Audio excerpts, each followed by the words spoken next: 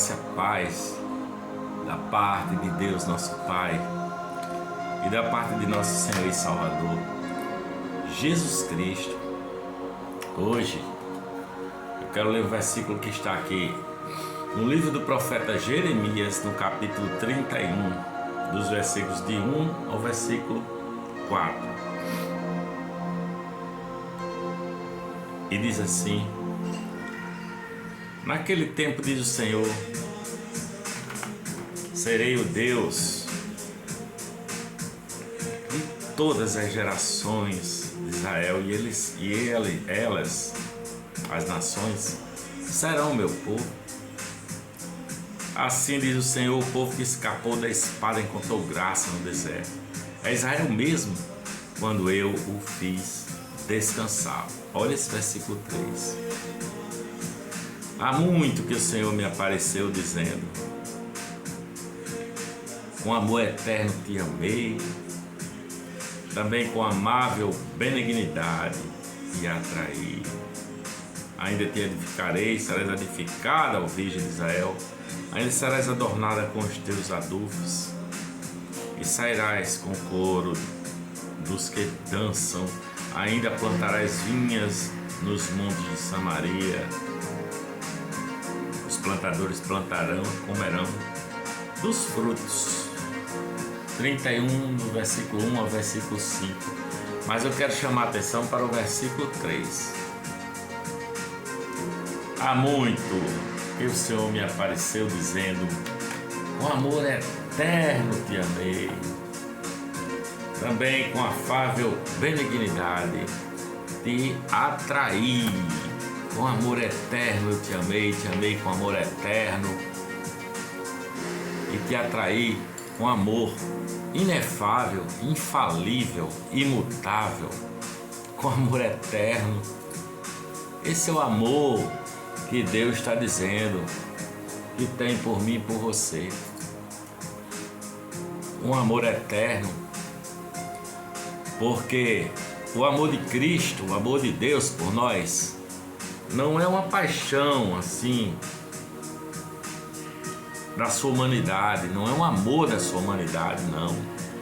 O amor de Cristo é uma perfeição da sua divindade. Seu amor é desde antes da fundação do mundo. Eu fui amado desde antes de existir qualquer mundo, quando só existia Deus, quando só existia o Pai, quando só existia o Espírito Santo se movendo sobre a face do abismo. Ele diz: eu te amei com amor eterno. Creia nesse amor, creia nessa verdade. Jesus fixou o seu amor em pecadores. Ele sempre me amou. Antes que existissem até demônios ou anjos ou qualquer ser celestial, Ele me amou com amor eterno. Com amor eterno te amei, com amor infalível eu te atraí para mim. É o que diz a palavra, é o que diz o Senhor Jesus Cristo. Antes que existisse anjos ou demônios, eu te amei. Seu amor é antes de tudo. Seu amor é eterno. O seu amor está explicitado em toda a sua graça, nas suas boas novas, no seu evangelho, no evangelho de Jesus de Nazaré. Porque o evangelho é a boa nova. O evangelho de Jesus é toda a graça e toda a verdade. Ele me amou com toda a força da eternidade antes que o tempo existisse. Ele me amou. O amor dele tem essa característica de não ter dúvidas, nem sombra de variação, nem mudança de nada. Ele é o mesmo ontem e hoje e eternamente. E o amor dele é eterno. O amor dele não muda por conta do meu pecado. O amor dele não muda por conta de nós sermos assim, pecadores. Ele ama o pecador, embora aborreça o pecado. Portanto, precisamos tomar novos rumos na vida, mas com absoluta convicção de que com amor eterno Ele nos amou. Essa é a verdade, o amor de Cristo é uma rocha eterna. O seu ato livre foi de sua livre e espontânea vontade que Ele decidiu amá-lo, que Ele decidiu me amar. A palavra diz que Ele amava Esaú e aborrecia a Jacó, né? Amou a Jacó e aborreceu Esaú. A palavra diz que Ele amou Isaac e aborreceu Ismael. Mas não é que Ele aborreceu, é que a sua soberana graça, graciosidade, e a uns essa graça foi dada mesmo sem merecer, e a outros se empederniram na sua própria força, na sua própria determinação, autojustificação, e não perceberam o amor e a graça de Deus por ele.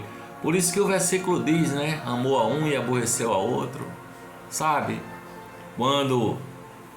Quando Abel ofereceu o sacrifício daquele carneirinho, diz a palavra, de Deus atentou para o sacrifício de Abel e não para o sacrifício de Caim.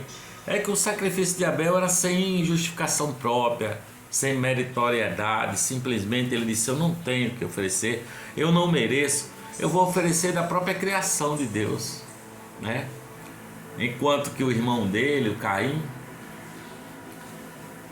diz assim: olha, eu vou mostrar o meu esforço, vou arar a terra, eu vou regar essas plantas, e o resultado disso eu vou apresentar a Deus, e ele tem que me aceitar, porque eu sou bom, eu sou o lavrador da terra e tal. Não, ele decidiu amá-lo por livre vontade, sabe? Seu amor é soberano e gracioso. A graça na sua obra, a graça na sua palavra, há amor eterno para qualquer um, sabe? Porque a sua santidade, a santidade de Deus é amor. Ele é justo e é misericordioso, sabe? A sua graça é multiforme e é dispensada do jeito que Ele quiser, porque Ele é justo. Ele faz todas as coisas. Na verdade, todos nós somos pecadores. Não há um sequer que faça o bem, né? Nenhum sequer. Mas Ele nos salvou por sua graça livre, entendeu? E soberana. Ele livremente santifica-nos pela sua própria vontade.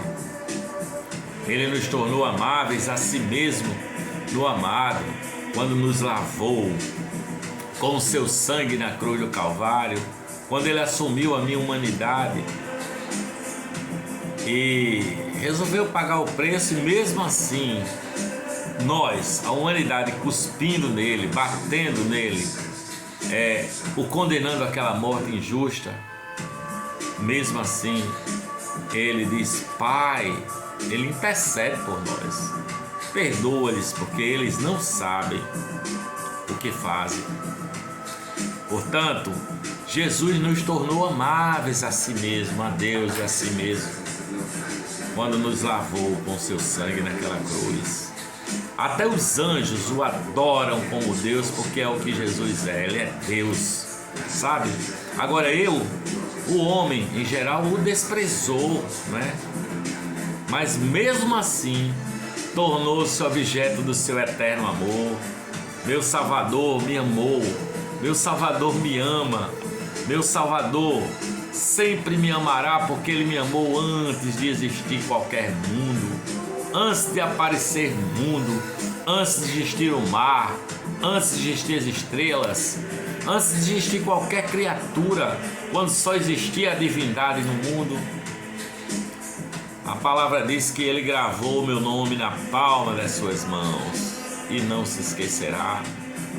Todos os atos de Deus, todos os atos de Jesus são atos de benevolência, são atos de graça. O Emmanuel, que quer dizer Deus conosco, Jeová Jesus, me amou a ponto de tomar a minha natureza humana, de vestir-se de um homem e caminhar fora da cidade de Jerusalém, em direção ao Calvário, carregando sua cruz pesada, que era o peso que nos traz a paz, o castigo que nos traz a paz estava sobre ele, e sofreu e sangrou, e finalmente disse: Tetelestai, está pago, está consumado, Pai, em tuas mãos eu entrego o meu espírito, e morreu. E este amor confirma uma fé vacilante dos seus amados. Por causa da minha fé vacilante, Deus quis vestir-se da minha natureza humana e pagar o preço por meus pecados, por seus pecados, no tempo presente, na plenitude dos tempos, como diz a palavra, que é quando Jesus chegou nesse mundo e nasceu, é a plenitude dos tempos. Mas ele fez isso não só no tempo em que Jesus pisou nesse planeta, mas pela eternidade inteira, por toda a eternidade. A palavra diz que a ira de Deus se manifesta sobre os filhos da desobediência, porque todos nós, toda a humanidade, merece a sua ira e merece a condenação. Mas a condenação e a ira foi depositada nele mesmo, em Jesus de Nazaré, para que ele fosse justiça e misericórdia, justiça e misericórdia para com todos aqueles que o buscam, aqueles que encontram nele essa paz que excede a todo entendimento. Ele ama o pecador, mas ele aborrece o pecado. Toda a humanidade, todos nós somos objetos do seu amor, mas a sua graça é livre e soberana, sabe? Não há razão em nós para nós sermos amados por Deus. Não dá para entender isso. Não há razão. Mas ele nos lavou com o seu próprio sangue naquela cruz do Calvário, purificando assim as almas daquele que nele espera. Em Romanos diz que ele nos justificou, mas não apenas nos justificou, ele nos chamou, ele nos elegeu nele antes da fundação do mundo, ele nos purificou, e diz a palavra que ele também nos glorificará, nos tornando assim igualzinho a Jesus de Nazaré, que tem o corpo glorificado e vive por toda a eternidade. Essa é a verdade do Evangelho. Cantemos com alegria no coração, sabe? Eu sei que todos nós o desonramos, nós o amaldiçoamos, mas ele nos tornou objeto do seu amor e da sua graça. Vejamos o que diz aqui em Romanos, o capítulo 7 de Romanos, diz assim, olha: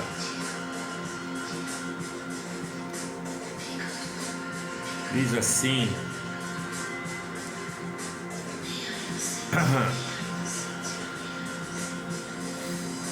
ele diz assim, olha: porque segundo o homem interior tenho prazer na lei de Deus, mas vejo nos meus membros outra lei, que batalha contra a lei do meu entendimento e me prende na lei do pecado que está nos meus membros. Miserável homem que eu sou, quem me livrará do corpo desta morte? Quem me livrará? E ele diz: dou graças a Deus por Cristo Jesus nosso Senhor. Assim que eu com entendimento sirvo a lei de Deus e com a carne a lei do pecado. Portanto, capítulo 8 de Romanos: agora nenhuma condenação há para os que estão em Cristo Jesus, que não andam segundo a carne, mas segundo o Espírito. Porque a lei do Espírito de vida em Cristo Jesus me livrou da lei do pecado e da morte. Aqui no versículo 10, ele diz assim, olha: Versículo 9: vós, porém, não estáis na carne, mas no Espírito. Porque no versículo anterior ele diz que os que estão na carne não podem agradar a Deus. Você diz que ama a Deus, você faz parte de uma religião cristã, evangélica, mas você é assim só dentro da casa do Senhor, na hora do culto, na hora que você está ali. Mas no seu cotidiano a sua vida é entregue à carne. Aí você acha que pode se esconder, né? Porque a inclinação da carne é inimizade contra Deus, pois não está sujeita à lei de Deus, nem na verdade pode ser. Portanto, os que estão na carne não podem agradar a Deus. Vós, porém, não estáis na carne, mas no Espírito. Se é que o Espírito de Deus habita em vós. Mas se alguém não tem o Espírito de Jesus Cristo, esse tal não é dele.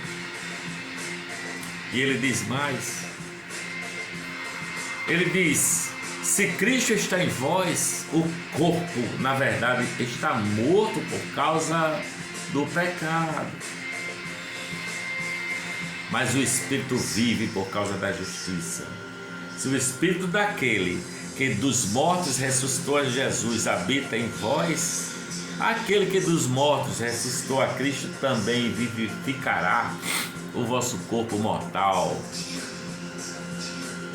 pelo seu Espírito que em vós habita.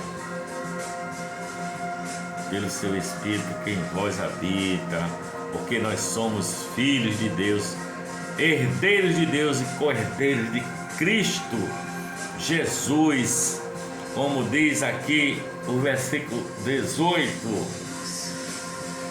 diz que eu tenho por certo que as aflições desse tempo presente não são para comparar com a glória que em nós há de ser revelada. Não são para comparar. Ele diz aqui no versículo 28, sabemos que todas as coisas contribuem conjuntamente para o bem daqueles que amam a Deus, dos que são chamados por seu decreto, porque os que dele antes conheceu, porque ele conheceu antes da fundação do mundo, também os predestinou para serem conforme a imagem de seu Filho, a fim de que ele seja o primogênito. Jesus é o primogênito entre muitos irmãos. E aos que predestinou, a estes também chamou. Aos que chamou, a estes também justificou. E aos que justificou, a estes também glorificou. E o que diremos nós a estas coisas, se Deus é por nós? Veja bem o que o versículo diz.